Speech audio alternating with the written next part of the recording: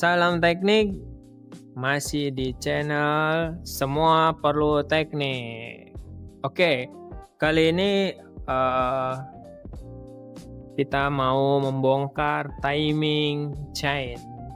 Nah, untuk mesinnya yang ada di depan ini adalah mesin Grand Max 1300 cc.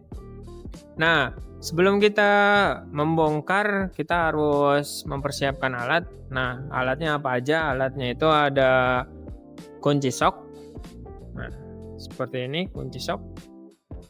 Oke, kunci sok ya. Ini kunci sok ukuran 12.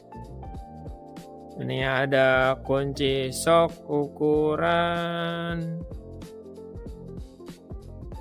14. Lalu ada kunci sok ukuran berapa ini? Oke, ukuran 10 ya. Oke, ini juga ada tracker. Nah, ini untuk mempermudah kita. Lalu ada kunci T. Ini kunci T. Ini kunci T10. Oke, ada juga kunci T ukuran 17 ya. Untuk membuka pulley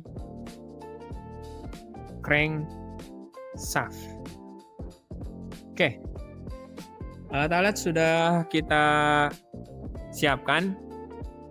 Lalu kita harus paham, sebelum kita membongkar, kita harus bongkar terlebih dahulu hal-hal yang menyangkut di bagian cover timing chain. Oke, di depan kita ini udah ada mesinnya, terus ada item-item yang menghalangi untuk si cover timing chain ya. Jadi kita harus awal-awal bongkar pulinya dulu. Nah, ini ada puli untuk crankshaft, yang itu puli untuk pump, yang ini puli untuk tensioner ya, tensionernya. Oke, sebenarnya masih ada lagi ya untuk kayak alternatornya, terus untuk AC-nya, seperti itu. Karena ini untuk praktek, maka dari itu mesin ini dipergunakan untuk pembongkaran, untuk mengetahui struktur-struktur apa aja yang ada di mesin. Oke, mungkin videonya nanti agak dipercepat ya, karena ini durasinya agak lama untuk pembongkarannya. Mungkin kalian tetap stay, nanti akan saya percepat untuk videonya. Oke, stay terus di channel Semua Perlu Teknik. Oke, kita bongkar dulu untuk pulinya.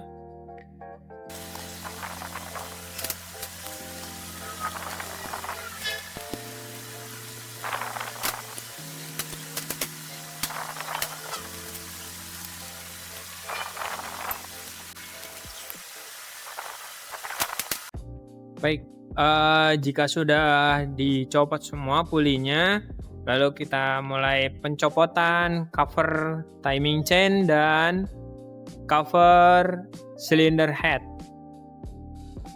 Oke, silakan disimak.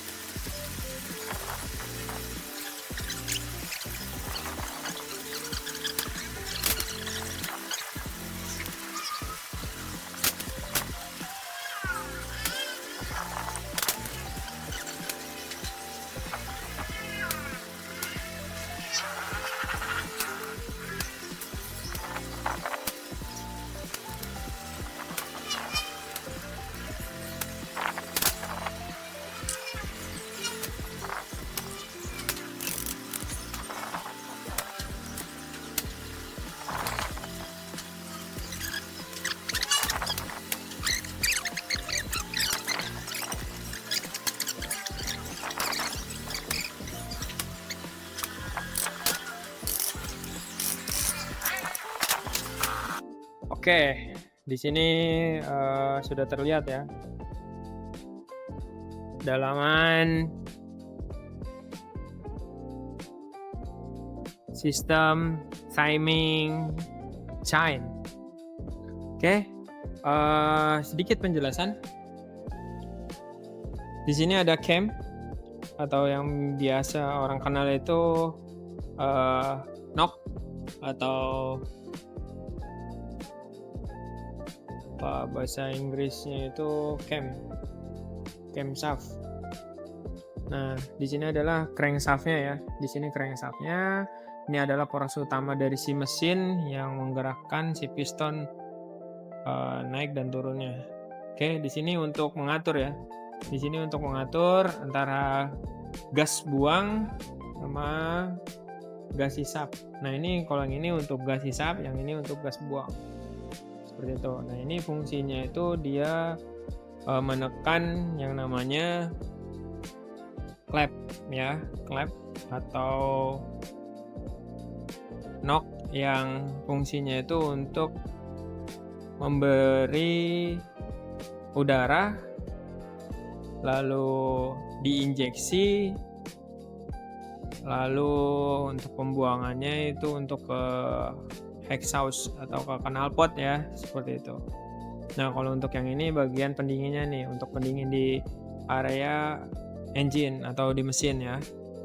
Oke, di sini untuk tensionernya, ini tensioner, ini guide dampernya, ada dua ya, atas bawah, guide dampernya, ini tensionernya. Nah, ini yang berfungsi untuk menstabilkan si chain ya, si chainnya.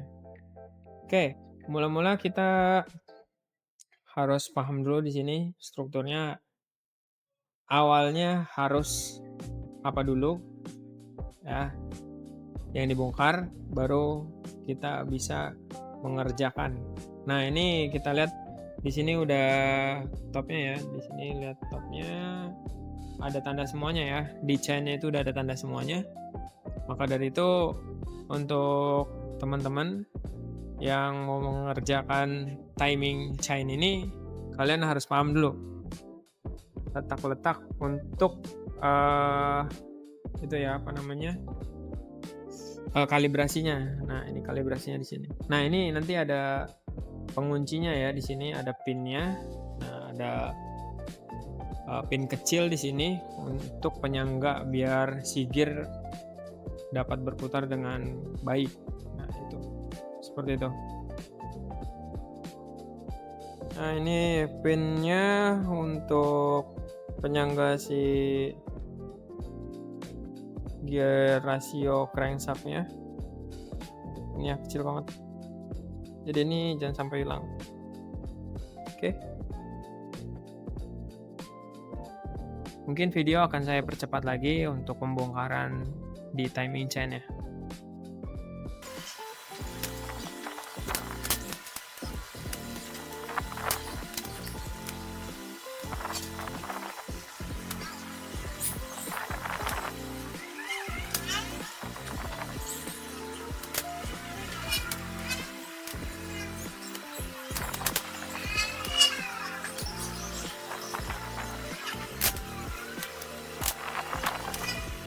Oke, ini adalah kondisi di mana udah dicopotin semua ya. Untuk perantaiannya juga udah dicopot. Tinggal kita lanjut ke pekerjaan berikutnya. Nah, fungsinya apa sih untuk pembongkaran ini? Fungsinya untuk mengkalibrasi. Jadi misal kalau mesin overhaul atau turun mesin, ini adalah bagian-bagian yang wajib yang harus dicopot. Jadi misal kalau pistonnya rusak, nah kita kan harus membongkar hampir keseluruhan ya. Seperti itu.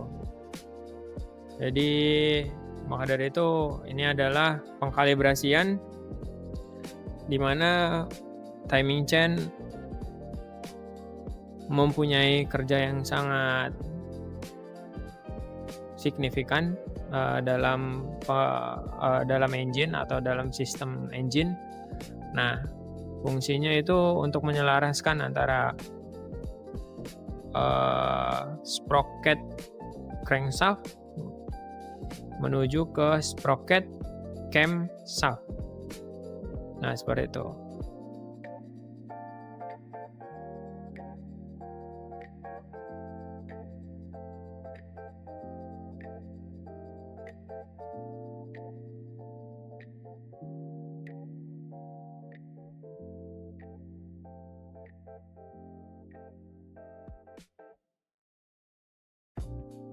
Nah, untuk kondisi sprocket in-nya, nah ini untuk masukannya nih, untuk tandanya ya.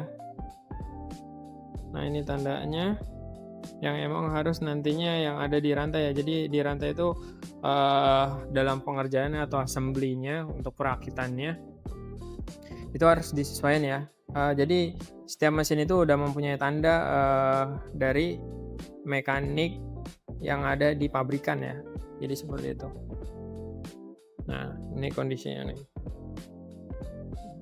Nah, ini yang harus kita sesuaikan.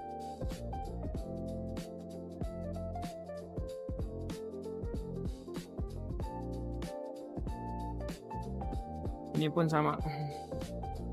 Kita harus sesuai tanda. Nah, ini tandanya.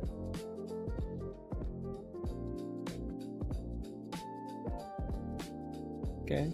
Ini adalah sprocket untuk gear buang. Cam exhaust. Seperti ini. Nah, ini adalah damper. Ini damper untuk damper guide chain. Nah, ini fungsinya untuk menyelaraskan si rantai agar rantai tidak kemana-mana ya. Oke.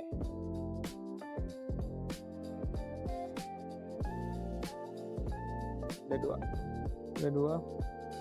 Yang satu yang tadi, yang pertama, kalau ini guide chainnya yang di bawah. Nah, yang tadi ini untuk guide untuk tensioner nih. Jadi untuk mengatur. Jadi misal kalau rantai agak-agak kendor, jadi dia main ya. Seperti ini. Nah, ini adalah komponen tensionernya yang untuk mengatur ya. Jadi mengatur. Nah, untuk pengkalibrasiannya, untuk kita menyetingnya itu kita tekan aja sini. Nah, yang dari sini. Nah, ini kita udah masuk. Nah, misal kalau kita mau menyeting, ini tinggal diselipkan saja material yang emang cocok untuk di lubang sini ya. Oke, seperti itu. Oke. Dan ini adalah rantainya. Oke. Nah, di rantainya ini ada tandanya ya. Nah, untuk yang garis 2 ini untuk di camnya. Maaf, kebalik. Jadi yang di bawah ini untuk si crankshaft.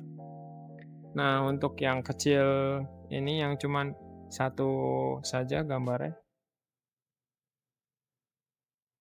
Ya. Ini untuk di cam, untuk di atas.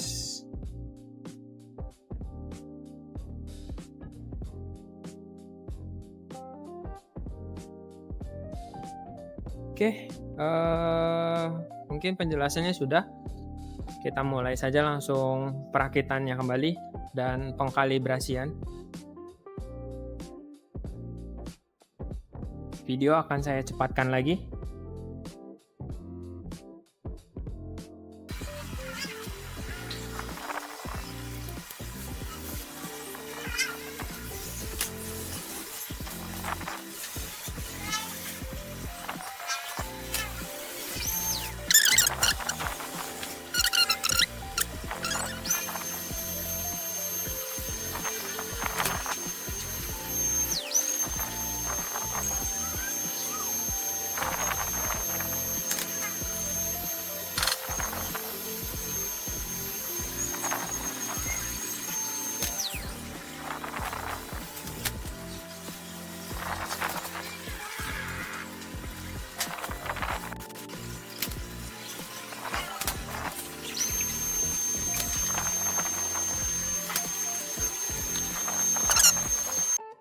Oke, jangan lupa tensionernya kita adjust ya, atau kita kalibrasi ulang. Nah, caranya itu kita tekan aja yang di sini. Di situ kita tekan yang piston bawahnya ya.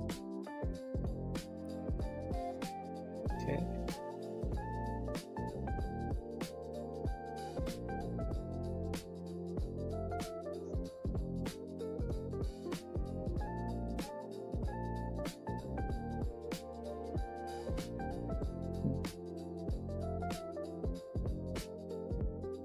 Nah, kita bisa ganjel atau kita bisa langsung pakai.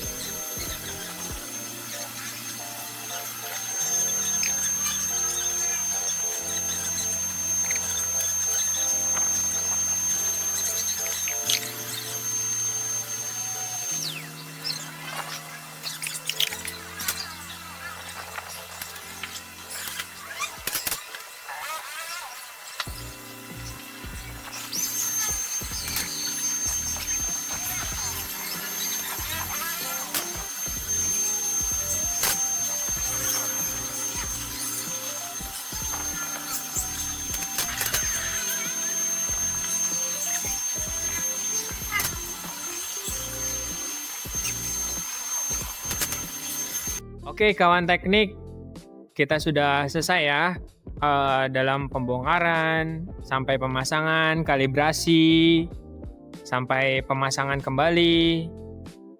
Kita sudah selesai. Intinya adalah ketika kita membongkar sesuatu, kita harus paham dan mengerti untuk membongkarnya. Kita harus tahu fungsi, tahu kegunaan. Maka dari itu kita tidak akan pusing atau bingung dalam merakit pembongkaran sampai pemasangan dan kalibrasi. Sekian dari channel Semua Perlu Teknik. Semua perlu teknik, semua bisa, semua bermanfaat. Terima kasih. Salam teknik.